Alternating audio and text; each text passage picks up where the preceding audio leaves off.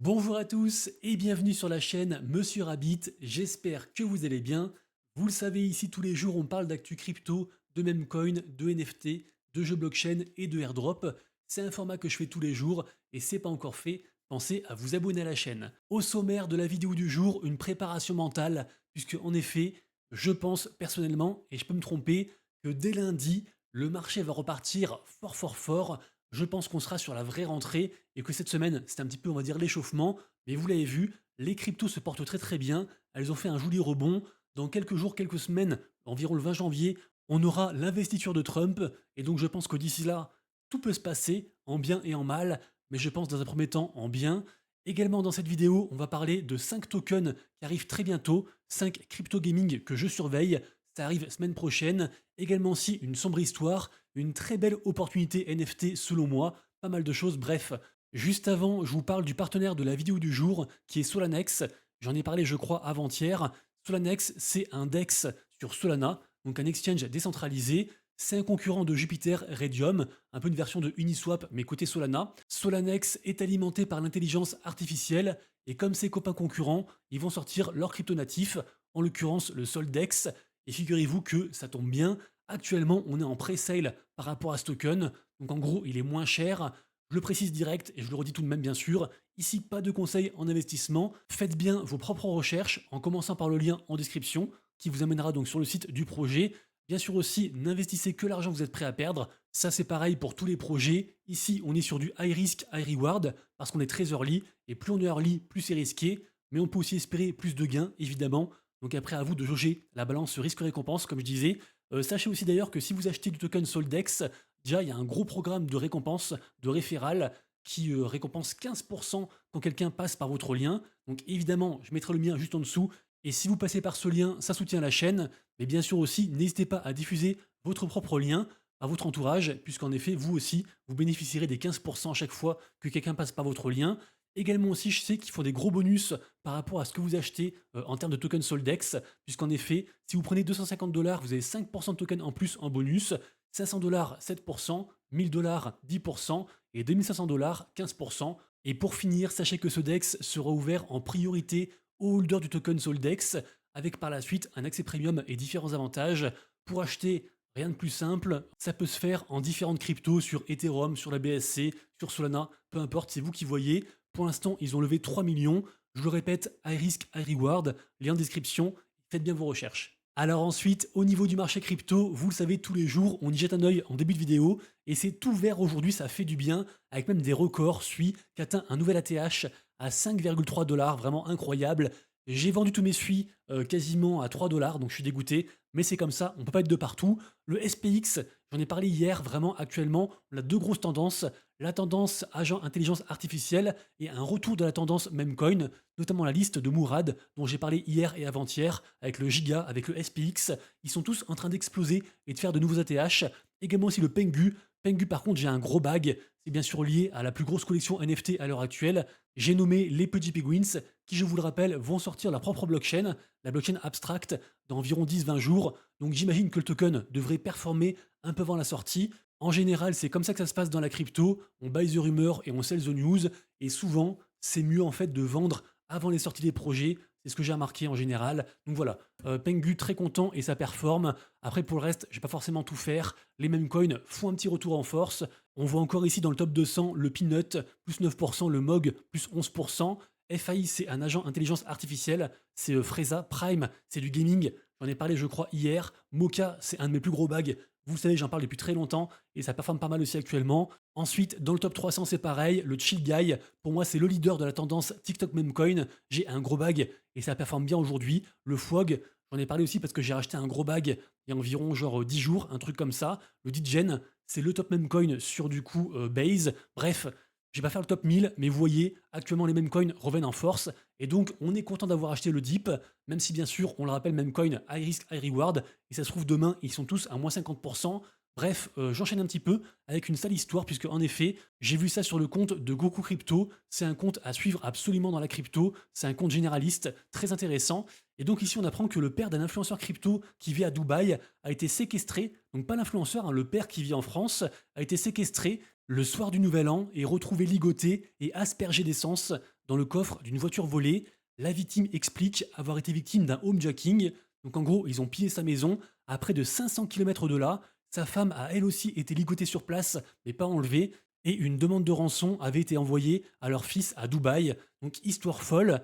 Malheureusement, une histoire qui arrive de temps en temps. C'est également aussi arrivé il n'y a pas longtemps à Stéphane Winkel, un confrère youtubeur crypto. Donc fin décembre, son épouse a été enlevée et pareil aussi, demande de rançon.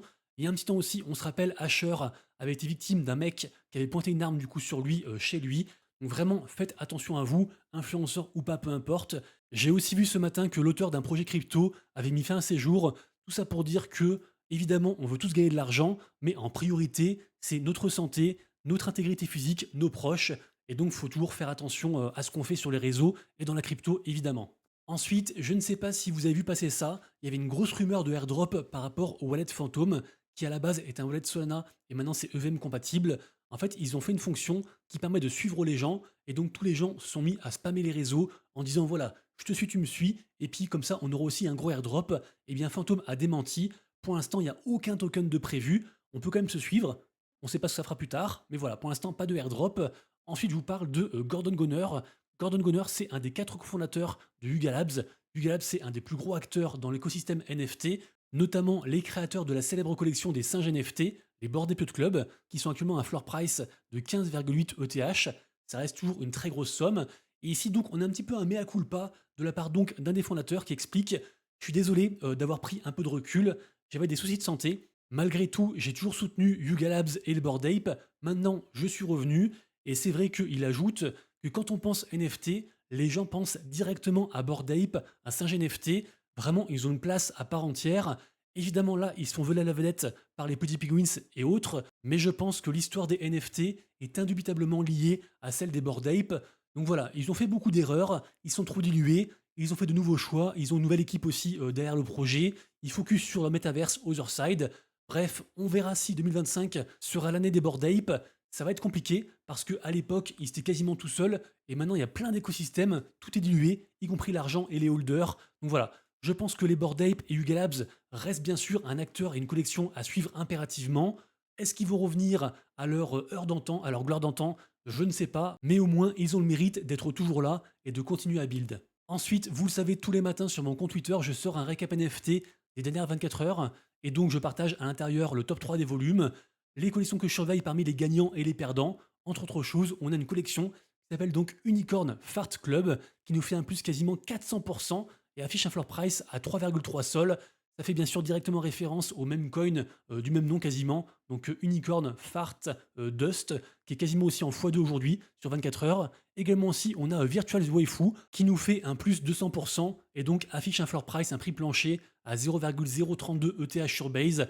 Ça fait directement référence aux agents intelligence artificielle et je vous le redis encore une fois, mais souvent quand il y a une grosse tendance, côté meme coin, côté agent, côté ce que vous voulez, eh bien en fait des gens créent des NFT qui font référence à cette tendance et ces NFT performent si la première tendance performe. Donc voilà, ça reste une méta, une tendance aussi à surveiller, assez intéressante. Également aussi pour moi une très grosse opportunité et je pense que je vais en prendre, c'est les Doodles. Doodles, je vous le rappelle, c'est une des plus grosses collections NFT en termes de sérieux, c'est une grosse IP, une grosse propriété intellectuelle. Derrière, en fait, à la direction artistique, on a le célèbre chanteur Pharrell Williams. Ils sont potes avec la Terre entière, on le rappelle, un gros partenariat avec McDo il n'y a pas si longtemps que ça. Bref, Doodles, j'y crois beaucoup, mais surtout, le fondateur a annoncé l'arrivée d'un token. Donc je ne comprends pas pourquoi Doodles n'est pas encore à 8-10 ETH, alors que Azuki est à 12, Petit Penguins est encore à plus de 20.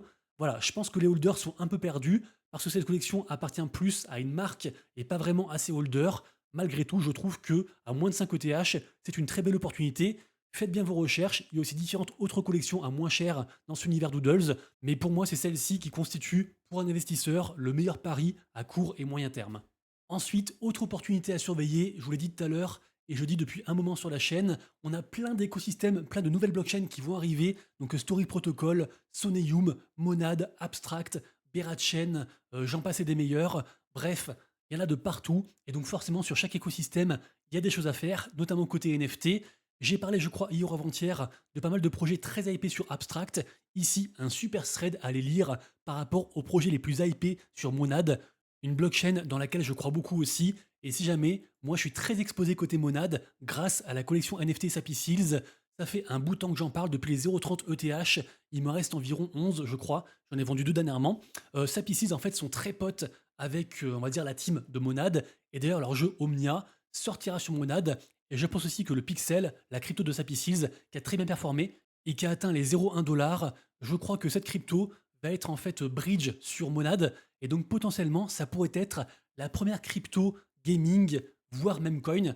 C'est un peu lié quand même sur Monad. Donc voilà, du coup Monad, j'aime beaucoup. Sapices à surveiller et ces projets-ci à surveiller. Également aussi, on remarque un bon pump côté Berachain par rapport à leurs NFT principaux. Alors à la base, Berachain, là on voit les prix sont incroyables. En fait, ils ont sorti une collection NFT à très petite supply et ces NFT permettaient d'avoir d'autres NFT, puis ainsi de suite. Et à chaque fois, en gros, c'est de moins en moins cher. Pour faire très simple, hein, c'est pas vraiment ça, mais c'est pour expliquer de manière très simple. Et en gros, Bond Beers, c'est la première collection. Là, on vient d'avoir une vente à 62 ETH et donc le nouveau floor price, c'est 72 Ether. Donc c'est juste incroyable. C'est bien plus cher que les CryptoPunks, par exemple. Donc voilà, pareil aussi, Berachain, il y a beaucoup de hype, beaucoup d'attentes. Beaucoup de gens espèrent un gros airdrop et donc forcément aussi un écosystème à surveiller impérativement. Ensuite, je vous parlais d'Abstract. Ici, on a un tweet de la part de Chronicles, une guilde de gaming rattachée à un des plus gros créateurs de contenu côté gaming blockchain, qui s'appelle Raiden. Et donc ici, on retrouve tous les projets gaming sur Abstract les plus hypés. De quoi donc faire pas mal de recherches et égayer votre week-end. Ensuite, puisqu'on parle de gaming, sachez que Axie reste bien sûr le détenteur absolu de tous les records côté gaming. Personnellement, vous le savez, Axie Infinity, c'est le jeu qui m'a onboardé côté Web3 et je suis encore un gros holder de leur token de gouvernance, l'AXS. Je le stack, il y a un bel APR et j'y crois encore beaucoup. Je crois aussi beaucoup en leur blockchain, la blockchain Ronin. Je suis également aussi un gros holder, juste pour dire que, pour moi, à ma connaissance, c'est le plus ancien, le plus sérieux et le projet qui reward, qui récompense encore le plus ses holders, et ce depuis 6 ans. Donc bravo à Axie Infinity. Et pour terminer donc, le top 5 de 5 crypto gaming qui arrive dans quelques jours. Ça arrive entre le 6 et le 8 janvier, donc très bientôt. Préparez-vous parce que moi j'y crois et je pense que ces cryptos peuvent performer. Lundi 6 janvier, on aura donc la sortie du token Seraph, donc du projet du même nom, le jeu Seraph in the Darkness. C'est un jeu d'action RPG un petit peu à l'ancienne, quelques images actuellement à l'écran. Évidemment, comme pour tous les projets cités, il y a eu des phases de farming de airdrop, donc faites bien vos recherches pour être sûr de ne pas passer à côté d'une info importante. Ce que je retiens, c'est que ce jeu est très hypé, grosse commu, levée de fonds et surtout aussi, le jeu se passe sur la BNB chain et on le sait, Binance aime bien soutenir, donc peut-être on verra un listing ou quelque chose par rapport à Binance. Je ne sais pas, c'est que pure spéculation. Second token, c'est le token de la blockchain Sonic. Alors c'est un layer 2 spécialisé gaming sur Solana qui a fait beaucoup parler de lui dernièrement grâce à une grosse campagne sur TikTok où il récompensait en gros les gens qui engagés sur TikTok. Donc assez intéressant. Pour ma part, je suis le projet depuis quasiment 3 ans, dites-vous, et je suis holder de leur NFT, même à l'époque quand ça s'appelait encore Mirror World. Donc j'ai pas vendu mes NFT depuis mars 2022, et au final, le wallet shaker est disponible et j'ai 0 token. Donc voilà, je suis en train de discuter avec la team. Pour aller un petit peu, j'ai aussi fait un tweet parce que je trouve que c'est tellement dommage. J'ai parlé du projet pendant quasiment 3 ans de temps en temps sur la chaîne. Je suis encore holder. J'étais aussi dans les alpha testeurs au tout début par rapport à leur projet gaming. Bref, je suis un peu dégoûté. Pas pour gratter de l'argent, mais c'est plus en fait pour dire je suis dans cette commu et j'ai rien vendu. Et au final, eh ben, j'ai dans le cul. Donc voilà, un peu déçu, mais pour moi, ça reste quand même un gros projet, une belle blockchain avec pas mal de hype. La CryptoSonic arrive le 7 janvier. Ensuite, on passe à Xterio qui arrive le 8 janvier. Et un peu comme par rapport à Sonic, je suis aussi déçu. Pour le coup, je suis aussi holder depuis très longtemps de ces NFT, les NFT principaux, les Overworld Incarna. Donc je crois que ça fait environ, je crois, un an et demi, un truc comme ça que je hold. On est monté à 2 TH de floor price. J'ai pas vendu et aujourd'hui on est à 0,18. Donc une fois de plus, et comme d'hab, souvent il faut pas attendre le airdrop, il faut vendre avant ces NFT. En tout cas, sachez que le snapshot a déjà été fait, donc n'achetez pas ces NFT, ça ne sert à rien. Le studio Xterio reste un très gros projet soutenu par Binance Labs. Ils ont différents jeux, Overworld, Edge of Dino et 2-3 autres. Le token Xter sera listé sur entre autres Bybit. On verra comment ça se passe. Pas mal de FUD par rapport à la répartition, parce qu'en gros, ils n'ont pas privilégié les holders. Allez voir la token économie, mais la team va se farcir. Ça reste, je me répète, un gros projet, et donc j'ai envie d'y croire. Et en plus aussi, bien sûr, en tant que holder. Donc rendez-vous le 8 janvier, très bientôt. Ensuite, le 8 janvier également, on a le projet Wanderers qui sort son token, donc le token Wander. Ce projet est un projet de type roguelite, disponible en free-to-play, backé par Animoca Brands. Alors pour le coup, beaucoup moins de hype que par rapport à tous les projets que j'ai cités avant. Mais voilà, ça reste un projet sympa, avec un jeu sympa, un gameplay sympa. Et même si la crypto est moins attendue, je pense qu'elle pourrait surprendre. Et enfin, cinquième et dernier projet, le projet Kuro Robist. Alors pour le coup, j'ai un peu menti, puisque à ce jour, on n'a pas encore la date de la sortie de leur token, le token Kuro. Par contre, ça fait tellement longtemps qu'on ferme ce projet, notamment sur leur tap to earn qui s'appelle Kuro Ranch et qui est en gros un petit jeu gratuit en mode Tamagotchi sur Telegram. Ils ont également aussi un plus gros jeu qui sort bientôt entre guillemets, qui s'appelle donc Kuroro Wilds. Également aussi, ils ont Kuroro Beast Brawl. Bref, ils ont plein de jeux, le tout dans un univers type Pokémon. J'y crois beaucoup. Ça se passe sur Ronin. Beaucoup de gens sont très hypés, mais juste voilà, on en a marre de farmer du coup ces projets depuis X temps. Et donc, en toute logique, avec aussi le retour du bull run et l'effervescence liée à l'univers crypto au général, peut-être aussi une tendance côté gaming, je pense que ce token Kuro va arriver très bientôt. J'imagine en janvier, mais voilà, je me répète, pour l'instant, on n'a pas encore de date, mais ça reste un projet à surveiller et que moi, perso, j'aime beaucoup. J'espère que je vous ai apporté un petit peu de valeur aujourd'hui. Si c'est le cas, pensez à vous abonner, liker et commenter. Ça fait toujours du bien. Je vous souhaite un excellent week-end et on se retrouve donc très bientôt, dès lundi, pour une prochaine vidéo. Et d'ici là, comme toujours, prenez soin de vous, de vos proches et de vos wallets. C'était Monsieur Rabbit. Ciao.